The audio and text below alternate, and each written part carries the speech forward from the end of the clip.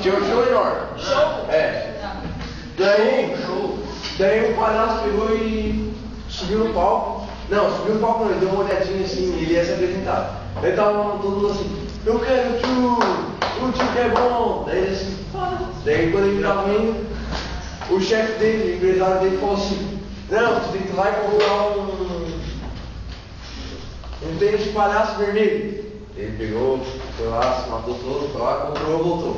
Daí ele pegou o filho, daí todo mundo, eu quero o tio que é bom. Daí mais um outro, tá. E ele nem sabia quem era o tio, o palhaço. Daí ele pegou e foi entrar, ele assim, não, tem que comprar uma borboleta.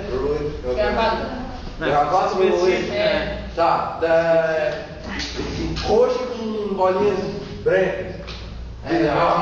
Fechado, daí só vai comprou.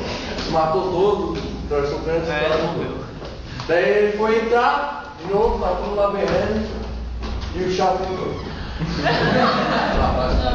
Tá, daí o empresário pegou e pediu pra ele comprar uma peruca de palhaço, porque ele ia entrar bem tosco. Daí ele pegou, foi lá, se matou e entrou. Daí ele entrou e começou. Daí ele conseguiu entrar no palco dele, eu quero o tio é bom. Daí o palhaço, ué, quem é esse tio? Daí o palhaço começou a falar, eu quero o tio que é bom. Daí chegou um cara com uma tocha, daí foi indo, daí tinha uma pocinha, daí pegou o tio.